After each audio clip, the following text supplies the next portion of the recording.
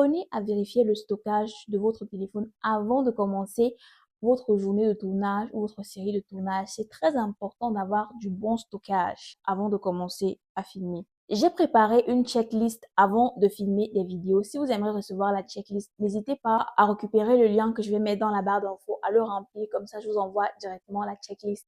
Ainsi, ça vous permettra d'enregistrer vos vidéos en toute sérénité. Vous aurez déjà toute la checklist et il vous suffira juste de la suivre et de cocher. La vie n'est pas belle?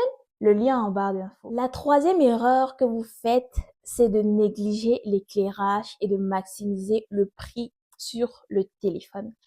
Je devais me mettre ça en un parce que pour moi, le meilleur investissement d'un créateur de contenu, c'est la lumière. C'est la lumière.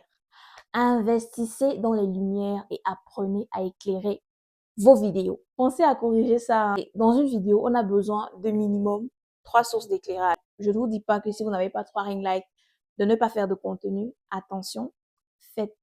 Mais pour avoir une vidéo avec un éclairage optimal, ce côté, et on décolle l'ombre derrière. Maintenant, après, il y a plusieurs types d'éclairage à faire, mais ça, c'est vraiment le basic, ok?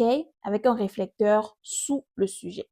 Bref, si vous avez besoin d'une vidéo dans laquelle je vous détaille comment éclairer, dites-le moi en commentaire, comme ça, on l'a fait. L'autre erreur que vous commettez, c'est de ne pas vérifier la résolution d'image avant d'enregistrer. Parfois, vous modifiez vos paramètres, mais une fois que vous enregistrez, vu que vous avez déjà des paramètres qui sont par défaut, votre appareil photo va appliquer vos paramètres par défaut.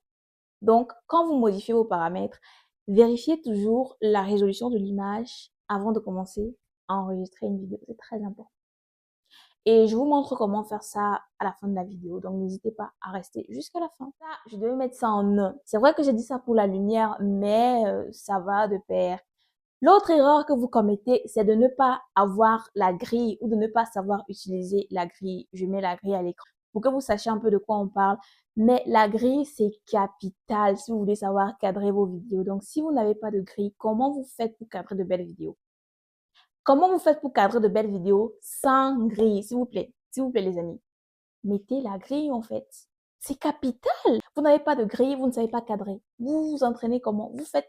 Non, non, non, non. Mettez une grille sur vos vidéos. Je vous en supplie. Pardon. Dans le même sillage que la grille, une autre erreur que vous commettez, c'est de ne pas avoir de repères. Là, je suis en train d'enregistrer dans un cadre. Comment je sais que je suis dans le cadre? J'ai mon repère à droite, qui est une partie du mur. J'ai mon repère à gauche, qui est une partie du dressing. J'ai mon repère en haut, qui est une ligne du dressing. J'ai mon repère